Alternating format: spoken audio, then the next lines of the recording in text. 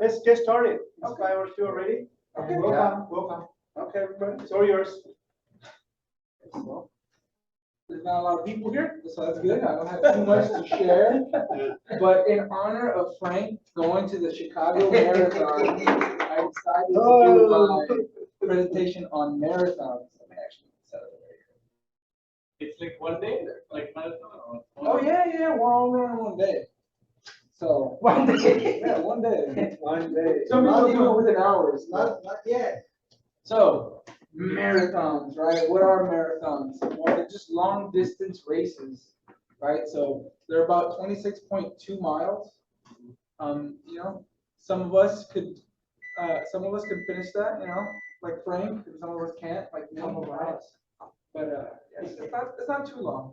But there's actually six major marathons in the world, right? So they call it the World Marathon Majors. It's New York, Boston, London, Berlin, Chicago, and Tokyo.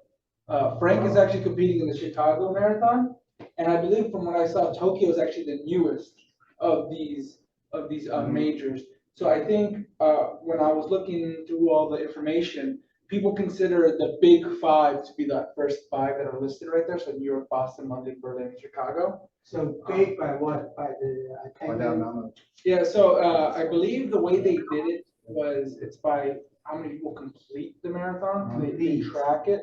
But also these are you have to qualify for these marathons. Right. Oh. You just can't sign up for these marathons. What's the minimum qualification? So what do you? I didn't write that down, so I'm not too sure. I have to like look into that, but I do know like something like the LA Marathon, anybody can sign up for that, and you can just go try and do a marathon.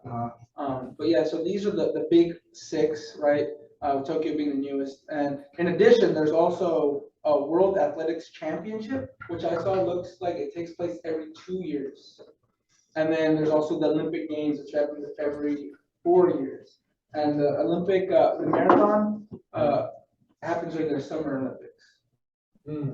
So, quick question, are these athletes invited or do they have to pay to run in the marathon? That's a good question. I'm not too sure, but I know you do have to actually you have to have good times in order for you to like compete in these larger marathons. They just don't let anyone. But the time is, is there a sanctioning body? Because I can say, hey, I can run 26. So I believe when you do other marathons, that you have a record of like your name and then what time you finish. How recent is that time need to be? I'm not sure it's within the year or like within that Okay, time. I'm not trying to. No. That's okay. There's some things I looked into it. I believe each marathon has a different time. So some of the marathons, like Chicago, I think I saw somewhere like it was like 2 hours and 45 minutes in order to compete there. I know the marathons are a little bit longer, some are a little bit shorter, but I believe these six right here are probably the most strict when it comes to the qualifying times. But how come they don't have all this in US? Only places where they are cold, they are only running.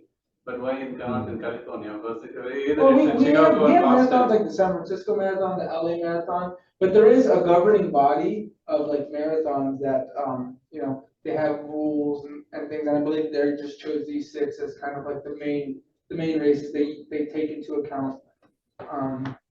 Any price you can win? Yeah. I tried looking for prizes, and the only thing I saw was charitable things. Charitable? Yeah, so it looks like it was like you win. You donated to you get a certain amount of money for charity. I didn't see anything around rewards. But if there's a reward, I hope Frank wins the big one. But okay, so the origin of marathons is actually from the legend of Philippides. I don't know how to pronounce that, but he was a Greek messenger. So he was actually taking part in the Battle of Marathon, which is actually a town in ancient Greek. This was happening during the first Persian invasion of Greece. So it was the Athenians and the Spartans who were fighting against the Persians. They actually like very handedly won that battle. Is that the 300? Yeah. I believe I was actually trying to figure that out. I believe the 300 took place during the second Persian Greco War, but I mean, it was around that same time period, yeah. But the Greeks actually won, but apparently the Greek messenger saw a Persian ship actually heading towards Athens. So this messenger assumed that what they were going to try to do was go into Athens and claim victory, right? Like a false victory, take over Athens and control the city. So what Philippides, I believe is how you pronounce his name, what he did is he actually stripped himself of armor, of the clothes, of weapons, and he just ran nonstop back to Athens, which was about 40 kilometers, which is roughly about 25 miles. And the way the story goes is that he runs into the assembly and he says, "We have won." And after he says, "We have won," he dies. Because he just So completely. he's just delivering that message. Yes.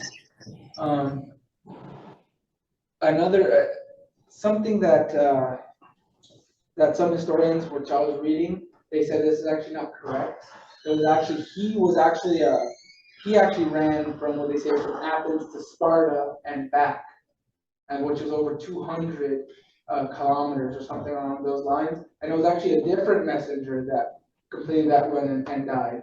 But from what I saw, the kind of the popular story is actually this man, and that's kind of who they give credit to from all the sources that I was reading from. But yeah, so the first marathon, the first official marathon that took place was actually in the Athens 1896 Olympics. It was actually only 40 kilometers to, similar to how the original story goes, where it was only a 40-kilometer run from Marathon to Athens, about 25 miles. And actually the winners, I wrote them down right here. The person who won gold and silver were actually both Greeks. There's Spiridon Louis, and honestly, I can't pronounce Greek names, so it's Charlaus Vasilakos. Charlie Liao, that's Chinese. And he was also Greek, but the bronze going to someone from Hungary. And if you see the time that he finished, it's about 3 hours. So that was the first marathon was completed right around 3 hours. And you'll see in the next couple slides that people run a lot faster now. This man was in modern compared to modern athletes, very slow. Very slow. Yeah, but we have the new gears, shoes. Yeah, of course. And to run naked. but also if you look at the women's records as well, like they're also faster than this. So it's it's significantly better. But again, there is better gear like the shoes and things like that. But there was the reason now that marathons are 26.2 miles was actually because of the 1908 London Games, where the story goes, which I read, it seems like it's not, 100% verified, but what the popular story is that they wanted to accommodate the British royal family. So the Queen, who is right there, which was Queen, oh man, I think it was Victoria. Queen Victoria actually wanted to start the race on the lawn of Windsor Castle and end in the royal, in front of the royal box in Olympic Stadium, which is actually 26.2 miles. So I added the picture of the Queen on the top. There's, I believe, the Windsor Castle lawn. John, can you confirm? Is that the Windsor Castle lawn? I've never been there. Okay. I've been everywhere there. He was the only person I know here that's been in England, so I just thought that maybe he would know. And then the bottom picture is actually the Olympic Stadium. So yeah, it was apparently the reason they wanted to have it start in the lawn and end over there in the Olympic Stadium was because they wanted the young royals to be able to watch the beginning of the race from the nursery window. So that's why that race was 26.2 miles. And I believe in between from 1908 to 1921, I think there was races of kind of both distances happening, but it was actually formally standardized in 1921, where the new distance was 26.2 miles that we know today. So yeah, it just turned out it was just the Queen wanted the race to be a little longer, and it kind of stuck. Now this marathon competition has been part of the Summer Olympics from 1896 to 2020, with the only two gaps in 1940 and 1944. And I think we can all, I think we all know what kind of was happening around that time that kind of prevented the marathons, World War II. Mhm. So those 2 years is the only gap that I saw from when I was going through the records. The last winner being Eliud Kipchoge, which I was talking to Frank, and apparently this man is an all-star when it comes to marathons. Like everyone knows him in the marathon world. This man he's sponsored by Nike. People say that I believe Frank was telling me that he has shoes named after him. Like these special running shoes. What year was it? So he actually 2020. So he actually won the last two Olympics. If you see over here on the bottom, right over here. So this is actually the gold medalist on the left most. What's the leftmost column? What's the record so far? Okay, well, I'll show you. It's coming up. It's coming up. It's coming up. I got it. But yeah, so he actually won the last two in Brazil and in Tokyo. If you look at the gold medal kind of breakdown, Africa is the best when it comes to long distance. It's actually Kenya and Ethiopia. If you look at total medals, they're the same, 8 and 8, with the U.S. at 10, but Ethiopia has the most gold. Joseph, you know why? Do I know why? Yeah. No, to be honest, but I have seen videos and kind of articles that there's actually communities in Africa that dedicate to training for these long distance runners. No. That's So, right. and if we look at the records, even though like Ethiopia and Kenya don't have a ton of gold medals, some of the records are held by those same countries at the same races. So there will be like 3 people finishing with top 10 scores of all time. That's a generic things actually. People in Africa actually has to run, escape from the lions and the beasts, in the jungle. So I keep running. Who cannot run long enough die already, So Maybe that's what Americans aren't doing, right? Because all we do is but yeah, but just in general, Africa is known as the elites, Right. the elite runners. And apparently this man right here, Eliud Kipchoge, he's just a farmer. He's not even. I mean, obviously he trains for running, but he's at heart a farmer. So actually over here, now this one, the middle picture is of the man we're just talking about, Kipchoge, the latest and greatest marathon runner. But if we look at the records, a lot of these records, the top 3 records are from the same Olympic Games in Berlin. So I believe the first one is Kenya, and then after that there's 3 Ethiopians, and then after that it's Kenyans again. And the reason why they're probably all finishing together is because they actually run as a group when running in a marathon. Right. You actually run as a pack, and you leave the elite, the wind best breakers runner in the middle. So the people in the front are the ones wasting their energy, breaking the wind. Oh, your teammate just. It's a team effort. I know that your teammate is the main job is interfering others and say. No, not interfere, but Only the just strongest one gets to run the just to break the wind and Just help Yeah. the main runner conserve their energy. So they wanted to break the wind as much. So at the end, they're fresh and they can just bird, the strongest one. Break wind. of course, like it's No, like because formation. you run all different directions, so you may have tailwind, you may have headwind. So No, but when they travel as a pack, as a group, it's a strategy called concerted effort. Yeah, no, it's definitely a strategy that they use.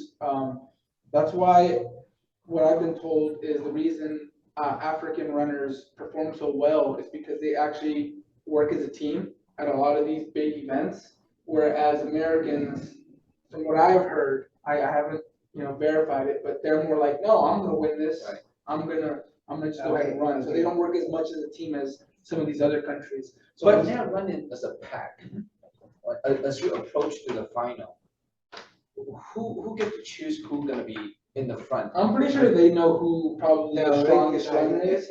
Like I'm assuming So if, let somebody to cross the finish line. I'm assuming if you're like Kenya, right? Kipchoge, Right. he's the man. So you're probably, you don't even, Let him go. you will conserve yourself and then you go ahead and finish. I see. But if we look at the records here, so my eyesight's kind of failing me. Getting a little old, I'm sorry, but it looks like the time for the record is 2 hours and 9 minutes. Oh, wow. Which that's an extra 1.2 miles from the original marathon, and it's almost an hour faster. Right. Oh. So from the first marathon to this last marathon, in the Olympics, at least, the time difference is about an hour.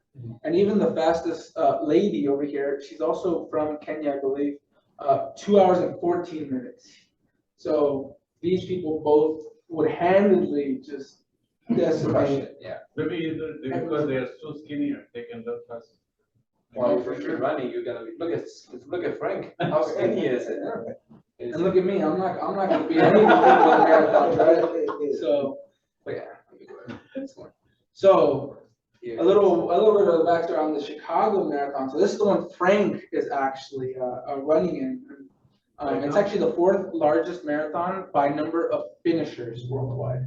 I don't know why they track it by finishers. I'm assuming because you don't really care about the people that are no good at marathons. You probably just worry about like the elite runners partaking in these marathons. But it's actually, funny enough, it's organized by Bank of America. So it's called the Bank of America Chicago Marathon. And I think they've been a sponsor for quite a while. I forgot the date that it started on, but yeah. It's in the first bank robber. Trying to see who can run the fastest, right? But yeah, so when I looked at the history, it showed that some races were held from 1905 to 1920s, and it mentioned like that these races kind of happened consistently throughout these time periods. But apparently, what they say is the modern race began in 1977, and it was held in every single year except 1987, where they only ran a half marathon. I didn't look into why that was the case, but that's just what it is. And 2020, and I think we know why 2020 why they didn't have a marathon that year. The coronavirus. So yeah, they had to cancel it that year. But other than that, since 1977, they had it every single year. Last winner was Sefu Tura from Ethiopia. Hopefully we can update this in 2022 to say Frank Liu. Yeah. But we'll be patiently waiting here. Yeah. Okay. But you know what? That's all I have. It's just a good